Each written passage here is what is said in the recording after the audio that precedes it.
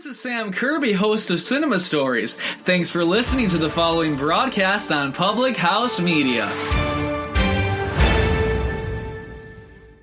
Hey, it's Baxter Colburn here from Public House Media. Did you know that we just added a store here at Public House Media? No, I'm not talking about a grocery store where you can go buy apples or bananas or peanut butter, which are all fantastic, especially when peanut butter's on all of those. Anyway, we've added a store here at Public House Media so you can not only come and represent your favorite podcast network, but also represent your favorite shows as well, too. Just go over to thephmedia.com and look in the top right corner where you'll see the button that says Store. Click on that and you can search through all of our great products. Or if you go to our Facebook page, Public House Media, you can see on the left-hand side a tab that says Store. All of our products are listed there as well, too. It's the new Public House Media store. You don't want to miss it. It is fantastic. Buy some of that great swag to support your favorite shows and to support Public House Media. Check it out today.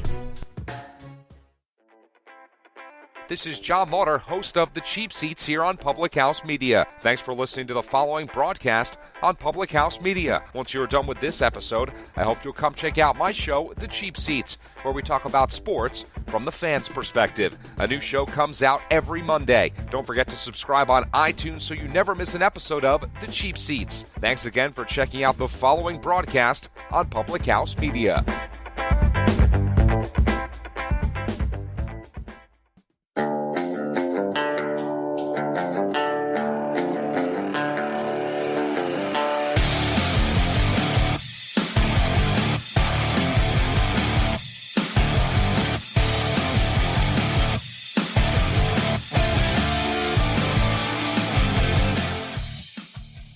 Hey everyone, welcome to Beauties and Headcanons, where we're nerdy and you probably are too. This is Emily, and today I'm here with Elisabeth, and we're here to talk nerdy to you. We have Mother's Day coming up this weekend, and we wanted to take a moment to pause and to think about the mothers from our respective fandoms. While sometimes mothers in general are hard to find, either because they're dead or otherwise missing in the different fandoms that we are a part of, there are some notable mothers that we wanted to recognize for both their good qualities and their bad qualities. The following characters that we're going to discuss are who we think are some of the best and some of the worst mothers that our fandoms have to offer whenever they're actually present. Obviously, there's going to be some spoilers here from the fandoms that we're going to be discussing. So if you aren't up to date on any of these, say Game of Thrones, Supernatural, Doctor Who, any of the fandoms that we mentioned, just be warned that this stuff has been public knowledge for a while now. So if you're just getting into a particular fandom, you might encounter some spoilers in this episode. So you have been warned. If you aren't very far along in a particular fandom, you might want to skip this episode for a little while. Otherwise, if you don't mind spoilers or you're all caught up, feel free to listen on. So Elisabeth's going to get us started off with her top best moms from the fandoms that she participates in. All right. Well, my number one, and probably one of my personal favorite moms on the list, is Molly Weasley. She is from Harry Potter, and she's obviously mother to the whole Weasley clan, and she's kind of an adopted mother of sorts to Harry. She's just always been my favorite. She's always been so kind and loving. She's always doing whatever she needs to do in order to provide for her family, even going without for herself in order to provide for her family if it comes to that. There's just this undying loyalty and support that she gives her children and her husband, and she has just the right level of protectiveness and that mama bear-like quality, so where she's not overbearing, but at the same time, if her kids need help, she'll stick her neck out and help them. And I think she's the kind of mother that I think everyone would kind of like to have. Oh yeah, totally. I put her on my best moms list as well. I actually said, and for totally different reasons, although all of yours I agree with too. I also said that she raised 7 children, all of them so different. And, we throw in some twins just for grins and giggles, and only one of them is a girl. And we all know how boy moms are out there. So props to any boy moms listening in. And also girl moms, of course, because being a mom in general is just a crazy, incredible, tough job. Elisabeth and I are both moms, and so we feel you there. But she Molly Weasley is she did an incredible job of raising all of her children. And she's supportive of their individual interests and sees each kid for who he or she is as an individual, which is really crazy because even when Fred and George left Hogwarts to start their own business, she still was, she was kind of upset at first, was like, why would they leave school? That's, such a detriment to them. But she saw their potential and understood that they were going to do well in whatever they tried to do. And then, like you said, Elizabeth, she just has this mama bear quality about her where, she stands up for her family. Even when her own life hangs in the balance there, she just has that love and undying support and strength behind her. And it's just amazing. She's fantastic. Oh, yeah. I'm a boy mom. I have a 2-year-old son, and he is like Fred and George all wrapped up into one person. It is, oh boy. It is absolutely insane sometimes. So I definitely understand her frazzledness at times. But I mean, despite all of that, being just the way that she is, it's incredible. And I totally salute her for doing that. Yeah, for sure. My number 2 favorite mom is a mom that I think kind of gets forgotten about a lot. So I try to mention her as much as possible. And that's Martha Kent. She's from DC Comics and is the adopted mother of Clark Kent, otherwise known as Superman. Even though she's an adopted mom, she's really no less a mom in my eyes. She took on and latched on to baby Clark, and she took him in and cared for him like he was her own flesh and blood son. And I mean, for all intents and purposes, he is her own son, and he's honestly probably one of the few superheroes who had an actual stable home life prior to his superhero gig. And I think Martha is a huge part of that. And she definitely needs to be recognized more for her contribution to his life rather than just kind of being shoved to the side. Yeah, I am really only familiar with Superman from maybe a couple of the movies and just people talking about this Superman comics in general. So I'm not even really familiar with how Clark Kent was adopted and all of that, and I didn't even know that her name was Martha. So so thanks for the shout out to that, because that's an incredible thing that she did, to take in a complete stranger's child and then to raise her as her own, or raise him as her own. Yeah, I mean, the story goes with Superman that his planet blew up and most of the Kryptonians are dead. So, his birth mom and his birth dad are dead. But, he crash landed on Earth, and he was found by the Kents and taken in. So, I mean, even though his birth parents are dead, he's one of the few superheroes that grew up with parents because they were his parents. And, I think it's kind of disingenuous when some geeks try to shove off the fact that, he was raised with parents in a stable household before he took on that role of Superman. Unlike, say, Batman, who, both of his parents died, and, while he had Alfred to help him and mentor him and raise him, it wasn't quite the same, because Alfred was always still very much, not really a dad to him. I mean, he was, and yet he wasn't, Yeah, exactly. I think that makes sense, because Alfred definitely saw his role as not a father, and so he filled the role of not a father. So, yeah. And my second mom is another mom from comics, although she's from Marvel Comics, and that is Ramonda. She is the mother of T'Challa, also known as Black Panther, and she is just the definition of a queen and a strong woman. She supports her husband and later her son without question. She has just an unswerving loyalty to them.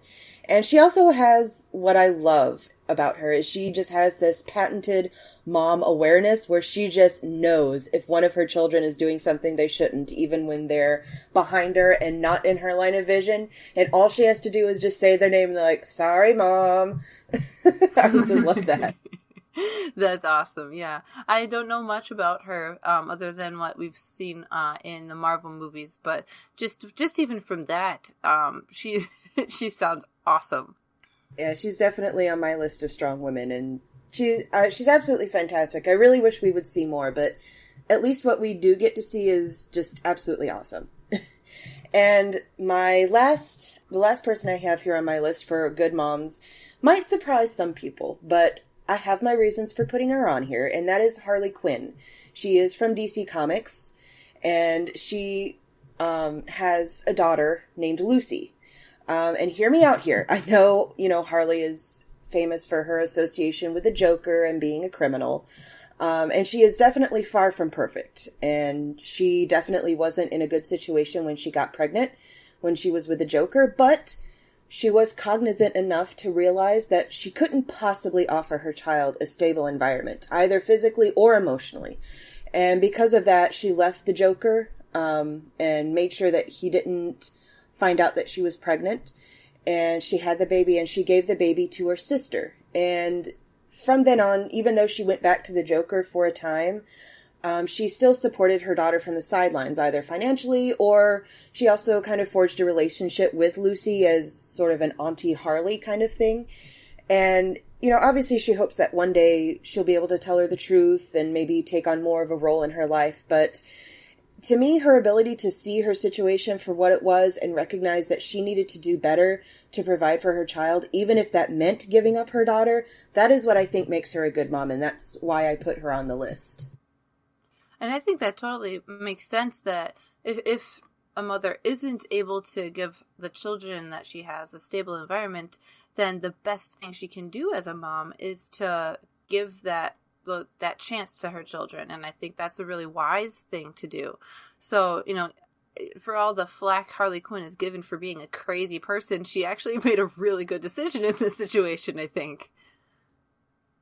Oh, definitely. And like I said, I think, a lot of people might kind of give me a little bit of side eye for putting her on that list. But I mean, to me, that's a huge sacrifice to make as a mother, to give up your child, even knowing that they'll have a far better life that way. And I mean, that shows that, she is smart and she is cognizant of her situation. And, even though she knows it's not the best for her, even though she stays, she doesn't want that for a child. And I think she really needs to get a lot more props for that. Oh, yeah, exactly. All right, so I have my list here. I already talked about one of them, Molly Weasley. So in no particular order, I have a couple of more to add here. Eleanor from the movie Brave. Now, she was the queen. She's Merida's mother. And if you haven't seen the movie, I highly recommend it, actually. We randomly watched this the other day, and it was just... I was reminded how good it was. The first time I saw it, I was kind of unenthused, but now that I've seen it again, and now that I'm a mom seeing it, it actually is really touching. And so here's what happens, really. Eleanor, I see, she always intends to be a good mom, but at first, she and her daughter Merida don't relate to each other at all. They're talking past each other. Eleanor is trying her hardest to make Merida understand how to do what a princess is supposed to do. Merida is trying her hardest to say, that's not the only way. I want to be a princess my way. And they keep talking past each other, and Eleanor looks completely ineffective, and Merida looks like a snobby brat because she doesn't listen to her mom, but really they're just miscommunicating. And so once she and Merida actually are forced to communicate with each other for once, instead of just having these arguments and fights all the time, Eleanor realizes what Merida is trying to tell her and who Merida really actually is. Merida is completely different than she is. And so I think that's a realization that Eleanor came to, which helped her be more effective as a mom. And they actually were able to spend some time bonding. And then she was able to actually relate to Merida again and support her, even though what Merida does and the way Merida wants to be breaks a lot of traditions for them. And I think what makes Eleanor a very excellent mom is she realizes that what Merida wants to do isn't bad. It's just Merida. It's different. And I think, moms obviously aren't always going to be perfect. And so, I think the fact that she recognized and was able to take a step back and see that, okay, well, this is the situation and this is the way it is, and, kind of grow from that, I think is what really makes a good mom. Because, we're all going to make mistakes. We're all going to have times where, we're just not communicating well with our children, or it's just, it's going over our heads, or, whatever the situation is. But, the fact that we can take a step back and learn from a situation is, I think, what really makes a good mom. Yeah, absolutely. And I think that's the key here, is that she recognized what change needed to be made, and she made that change. Sometimes people know that there's changes that are necessary, but they're not willing to make them out of pride or some other reason, for whatever reason that might be. But Eleanor actually chose to make that change because she wanted to be a good mother for her daughter, and that's so, so important. And then my next mom, my last one that I picked, is Amelia Pond. So this is a point where, and there were other points as well, where there were, spoiler alert, Amelia Pond's the mom. What? Yeah, she goes through a really crazy pregnancy because she kind of didn't really know she was pregnant for most of it because of the silence was going on and everything like that. And then she finds out that she had a baby and was like, oh, it's River. What? I've known my daughter this whole time. That's crazy. And even when she actually finds out that River is her daughter, Amy is still like, she makes an effort to bond with River in a different way than she already had, because she only saw River as just this other person that the doctor traveled with and, had this weird connection with. And now she's like, oh my goodness, River's my daughter, and she also like travels with the doctor. What?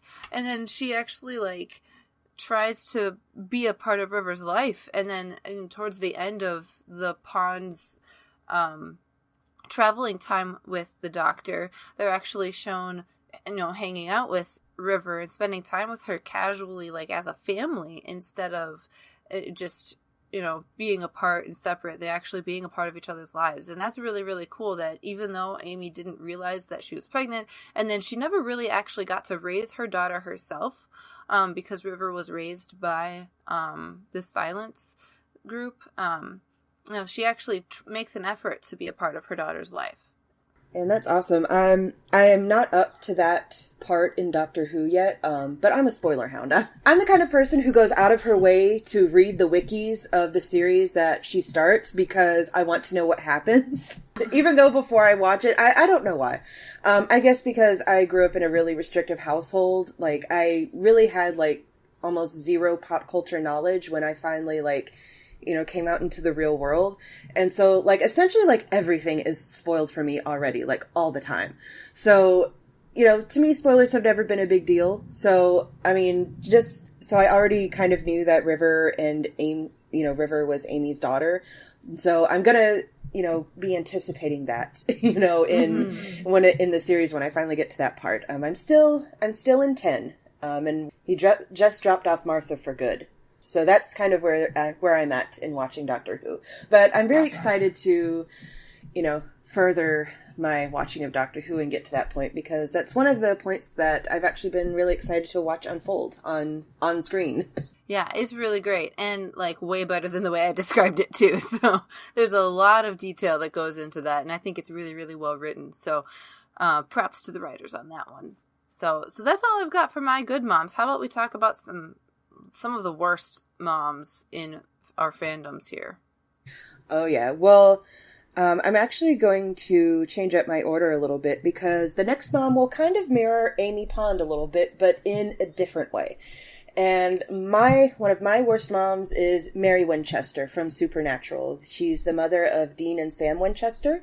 This is another part of the spoiler warning, because yes, she died in episode 1, season 1, but she came back. She was resurrected by the darkness, and after she was resurrected, obviously a lot of the issues that I have with her character deal with the way that she's written and not necessarily her character in general.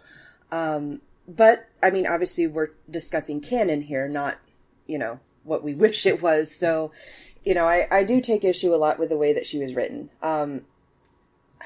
Obviously, the argument is made that, people change over time. And yes, that's true. But the thing is, Mary wasn't living and changing over time. She was dead. So the Mary who came back should have been the exact same Mary who had died back in season 1. And the Mary who died back in season 1, she absolutely hated the hunting lifestyle. She wanted to get out of it for the longest time, and she finally did escape it by marrying John Winchester, who when he married her, he had no clue about monsters or demons or anything like that until she died. And she was living a completely normal life. And then after she came back, she almost immediately went back into hunting. And it's like, okay, so like the one thing that you absolutely hated about your life, you're all of a sudden all about, like, it just made no sense to me. And she pretty much all but shunned her sons. She kept them on the outside and at arm's length like the whole time, getting in league with the shady British men of letters instead of trusting and sticking with her own sons. I mean, I wouldn't expect her to not go through an adjustment period after coming back and realizing, oh, I've been dead for decades. And my sons, who were 4 years old and 6 months old at the time that I died, now they're grown men. I expected a period of time where she had to adjust to not only that fact, but also that the whole world was different, that, we have, all this advancements in technology, we have cell phones and the internet and, just all kinds of stuff. And I mean, that's what I was expecting to see, her to make those adjustments with her sons. And the fact that she just completely left them just completely did not jive with the character of Mary that they had portrayed of her before her death. And not necessarily the Mary that Dean saw in her before she died, but like the actual Mary when they like time traveled back and interacted with her, that Mary. That's the one I always refer to because I think that's the most accurate one. And to see the differences is just mind-boggling. And I don't think that Mary would have ever truly abandoned her sons. She would have gone through a period of adjustment, but she would have always stuck with her sons. And, I mean, while she may not be the worst, she's definitely not one of the best. And I give her more than a little side eye whenever she appears on the show.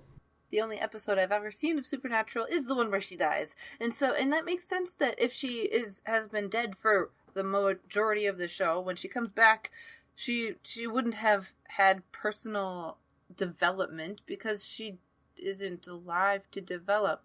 So I don't know. That just sounds like a contradiction to me. It is, and it's one of those things that I've been saying, oh, I'll go back and I'll kind of rewrite my own kind of version of the series and kind of, reinterpret what I think her character should be and kind of give her a chance to really shine, because I think at her core she really has a lot of potential, but the way she's written in the show, I mean, she really messes up a lot and she doesn't really own her mistakes. And in fact, there was actually an episode recently where she's currently stuck in this alternate universe, and one of the characters in the alternate universe basically gave her an excuse to excuse all of her bad behavior since she came back. And that was just one point of contention where I was like, no, don't give her that excuse. She has done wrong. She needs to recognize that. Just very annoying. Yes, that would be very annoying. The next one on my list is from Game of Thrones. And she is the infamous Cersei Lannister. She is the mother of Joffrey, Myrcella, and Tommen, along with an unnamed child who died shortly after birth. And really, need I really say much more besides her name? I think a lot of people, even those who aren't necessarily really into the series, at least know of her and know that she is just this evil person. And I mean, between the incestuous relationship she insists on keeping with her twin brother, Jaime, the fact that all of her surviving children, of course by surviving I mean as of season 1, were fathered by her twin brother and not her husband. Her dead infant was the only child that she actually had with Robert Baratheon. The fact that she completely enabled Joffrey's sociopathic tendencies and refused to step in and discipline him in any way. The fact that she was unreasonably cruel to almost everyone around her. Her behavior, the fact that her behavior and enabling arguably led to Myrcella's assassination, and the fact that she even drove her last son Tommen to commit suicide after she blew up the Great Sept of Baelor with his wife inside it. I mean, she's one of those villains you just love to hate, and for plenty of reason. And she's cold, she's calculating, she's unfeeling, and all of those qualities definitely does not predispose her to being a good mother, and she definitely is not a good mother in any sense of the word. Yep, definitely have to agree. I don't have anything else to add here. Just, you hit it all right on the head. Yeah, I mean, Cersei Lannister, she kind of just speaks for herself. My next one is Raven Darkholme. And if you don't know who that is the actual name of Mystique. She is from Marvel, and she is the biological mother of Kurt Wagner, otherwise known as Nightcrawler, and the adopted mother of Rogue, if they haven't retconned it at some point recently, which is totally possible because they somewhat recently retconned the fact that Scarlet Witch and Quicksilver are Magneto's children, which kind of bugged me because that basically made the whole House of M arc completely null and void, but whatever, I'm not going to get into that.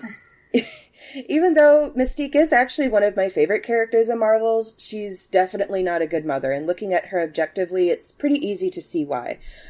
She abandons her biological son Kurt shortly after her birth, leaving him to his supposed death, which obviously he did not die, and that is good, but I mean, the way that she left him, she thought he was going to die.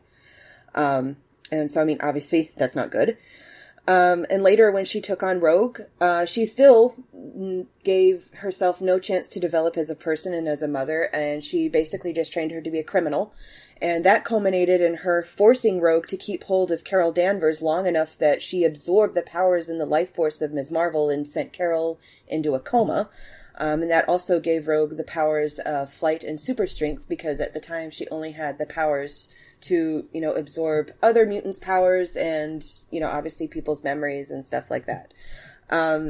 She later tried to turn over Kurt to the Friends of Humanity, which was a virulently anti-mutant group who would have killed him. And, obviously she thought they would kill him, but, it furthered her own agenda. And fortunately, Rogue showed up and saved him, and at which point she abandoned them both. Like, okay, you can take care of yourselves. Even though she is one of my favorite characters, she's definitely not a good mom, and I won't apologize for her shortcomings. Yeah, after hearing all of that, I would definitely have to agree there too. I'm not a comic reader at this point in time, although maybe I'll pick it up at some point, because it sounds like a lot of stuff in the comic verse goes down, and they don't cover that stuff in the movies. There's just not a lot of time for background relationship stuff a lot of times in movies, unfortunately, which is why reading the background information is super helpful and important, but also kind of infuriating. But yeah, definitely sounds like she is not cut out to be a mother at all. No, I don't really think she really has any kind of a maternal instinct, to say, Yeah, and that's kind of sad, because if, I can't imagine not having that. Yeah, I mean, it is weird, obviously, as a mom, like, how could you not love your children? But, it's just a part of her and part of her character. And, I mean, I do love her character, but, I mean, part of her character is she's a bad mom. Yeah, and I guess that's just, you take the good with the bad and bad with the good, and that's just the way the character is written. Exactly. And my last mom is from DC Comics, and that is Talia Ghul. She's the mother of Damian Wayne, who is Batman's current Robin. And, oh boy, where do I even start on this one? For one, the only way she even got pregnant was she drugged Bruce Wayne and raped him. And yes, she did rape him. I know some fanboys have gotten into the argument that, no, it wasn't rape. And it's like, okay, well, if the tables were turned and a woman was drugged and a man had sex with her, would that be rape? Yes, that is rape. So even though it's a man who is drugged, it's still rape. And she got pregnant. She didn't, and then she skipped town after that. And she never told Bruce that his son existed. She never told Bruce that she was pregnant. And she raised him in the League of Assassins. She trained him basically to be a killer. And then all of a sudden she dumped him on his father's doorstep. Like, oh yeah, BT Dubs, you have a son. Like, what? Like, that is just such horrible mothering. She was always far too devoted to her father's cause to really think straight. And that really showed in her parenting decisions, because every decision she made was made with basically the end goal of Ra's al Ghul's goal in mind, which is, taking over the world and cleansing it and yada, yada, yada. And so that's kind of how she raised her son Damien, was that, murder is fine. It's okay to kill people, and here's how you kill people. And she's a horrible person in general. I her sister Nisa is much, much better in my opinion because she's not as brainwashed. But still, I don't think that really excuses Talia for any of her shortcomings. Yeah, like I said, stuff goes down in the comic universe that you just don't know about in the movies. Yeah, there's all kinds of dirty little secrets that you can dig up in the comics. and like you said, she's just not at all mother material. Nothing there. No. And I think it's sad because I think in her mind she probably thinks that she is a good mom. And she's just one of those that she's in denial, that she thinks that what she's doing is good, but it's not. And she just won't see it as not good because, you know, she's devoted to her father's goal. And since she's so devoted to her father's goal, she can't really see straight otherwise. Yeah, Talia Ghul actually reminds me a lot of my first worst mom that's on my list here. She is Regina, or the Evil Queen from Once Upon a Time. Remember that show?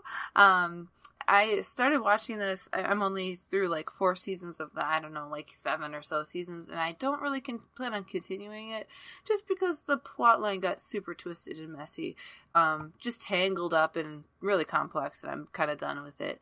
And the writing is super cheesy. But anyways, Regina, she's out for her own good far too much. And whatever she thinks is good for her, she automatically assumes is good for her adopted son, Henry. And it's not. She's super manipulative. Every move she makes, she tries to manipulate other people into thinking it's a good idea too. And it's not. And she tries to manipulate Henry into thinking that she loves him, even though what she does clearly doesn't show that she loves him. And she makes promises that she doesn't intend to keep for him, promising that she'll stop using magic and that sort of thing, flipping sides to get what she wants.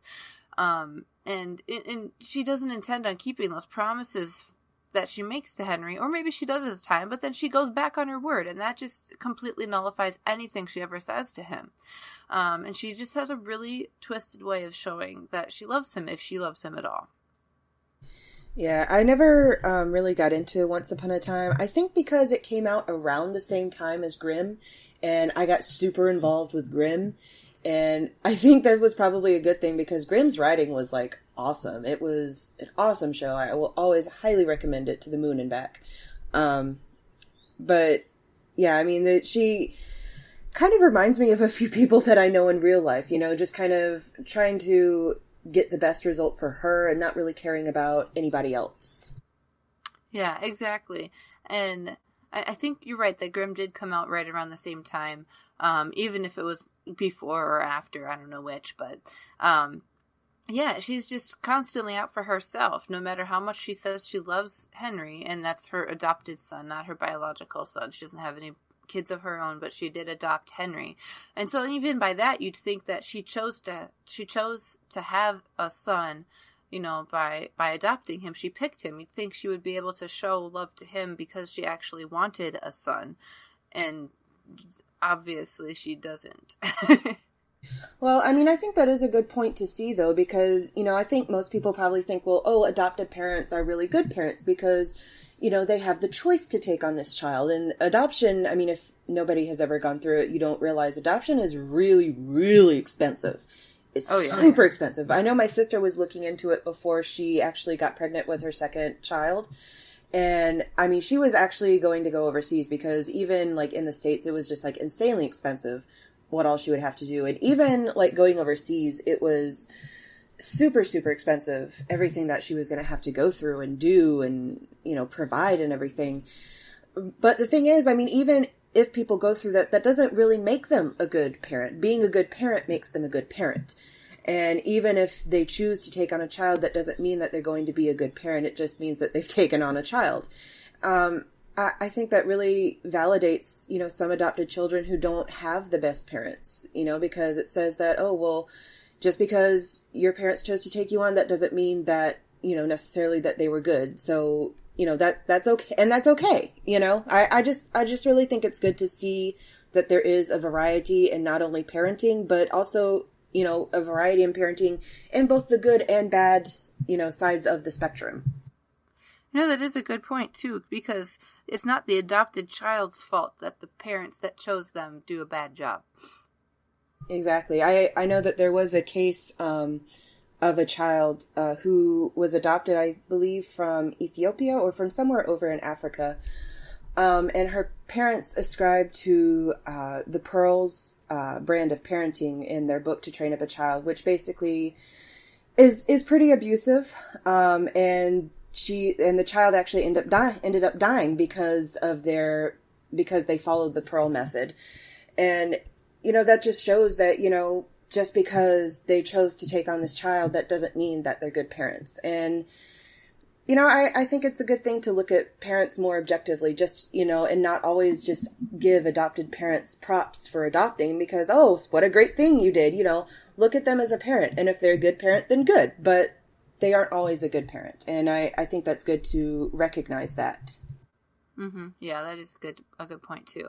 Another person who didn't necessarily want this child, though, is the stepmother from Cinderella, Lady Tremaine. She didn't exactly sign on to have Cinderella as a child. And it definitely shows in her parenting. Because, obviously, after Cinderella's father dies, Cinderella is basically the maid of the household. And the stepmother obviously loves her own daughters far more than she loves Cinderella. And for a person who didn't want to have another child, that makes sense. But it also, Lady Tremaine promised to care for Cinderella the same as she would care for her own daughters. And she gives Cinderella impossible expectations. And even when Cinderella meets those expectations, it still isn't good enough for her. Which, if she were a good mother, she would say, thanks for meeting my expectations. I actually have something else for you to do if you that would be really helpful for me. Just being a good mother to show that she loves her, not to, have these expectations that are impossible to fulfill, and then constantly adding on and never giving Cinderella the light of day. It's just Lady Tremaine, man. Yeah, I kind of ascribe more to the theory that Cinderella didn't go to the ball because she wanted to meet the prince. She went to the ball just because she wanted to go out and have a good time. And she happened to meet a prince, Yeah. But, being a step parent is obviously a really hard job. And, I mean, total props to the step parents out there who, take on children who aren't their own and they parent them as if they were their own child. But that's definitely not a job for everybody, and Lady Tremaine definitely shows the bad side of that. Yeah, exactly. I have no experience personally with any step parenting or step children because I just don't have that in my life, but I do give total props to those who take on that role and do a wonderful job, because that's really important for children to have an experience with positive adults. All right, so my last one then is Mother Gothel from Tangled. She kidnapped Rapunzel, first off, so, took her from her natural parents, and then calls herself Mother Gothel. So she's raising Rapunzel as her own daughter and all of this, but really only keeps Rapunzel around because of her magical hair that keeps her young, and she plays with Rapunzel's self-esteem. And this, every time I watch Tangled, it just really gets me in this movie here, because every chance she gets, basically, she said she's just taking subtle jabs at Rapunzel's self-esteem, and you don't realize that's what she's doing right away. But the more she does it, the more Rapunzel you'll notice. So she'll start to she'll give a little look or kind of second guess herself a little bit more. And so one of my least favorite lines from this movie is, "What do you see in the mirror?" "I see a confident, beautiful young woman." "Oh, but you're here too." And they're both standing in front of the mirror together. They both can see each other in the mirror together. And that just really gets me, because Rapunzel is growing up to be an independent woman, even though Mother Gothel is a terrible, terrible person. And she says, "I love you most." If you notice in the movie, she actually, they say, I love you too, I love you most. Mother Gothel actually says, "I love you most" to Rapunzel's hair, not to actually Rapunzel. And Rapunzel has no idea because she's not looking. But Mother Gothel also lies about what the real world is like, and she makes Rapunzel think that her life locked away in this tower is completely normal and safe and is better for her than Rapunzel would be in the real world. And that's just completely false, because obviously later in the movie Rapunzel does escape and she gets out and she does really, really well for having zero experience in the real world. She actually makes it and discovers who she really is. And Mother Gothel just never let her do that because she was afraid of losing her, and she was using Rapunzel for her magic, and just being terrible. Tangled is one of those I haven't gotten a chance to watch yet, but I really like that Disney is kind of straying away from just the typical, a prince and princess meet and fall in love kind of storylines. And I really like to see, toxic relationships portrayed in media, because I just think it's super important. I've had toxic family members myself who I've had to, completely disconnect from. And it's really encouraging to see that, because it kind of validates you in a way to say that, yes, these things exist. Gaslighting is very, very real. And, it's important to cut out toxic people from your life. And I think that's really great that Disney is kind of moving away from just the whole stereotypical prince and princess kind of movies and moving towards, more family oriented, where, it's about either self-growth or, finding, who you really are, or it's about, family bonding together, just something that's not always, oriented around a romance, or, even if a romance is present, it's not like the central part of the story. Yeah, which is basically exactly what Rapunzel, the movie Tangled, is, because there is a romance, and that does play into it, but they're not it's not a love at first sight, you're suddenly my soulmate kind of thing. It's a, hey, I need something from you, and I know how you can help me. Can you help me do this too? And then eventually they realize that, hey, we're kind of into each other. But then it also shows the family relationship too. And I like what you said that, it's showing all aspects of human relationships, because, we are human and we have imperfect relationships. And if there are those toxic relationships that exist, sometimes it is best for both parties to just remove each other from each other's lives, and you'll both be better off for it.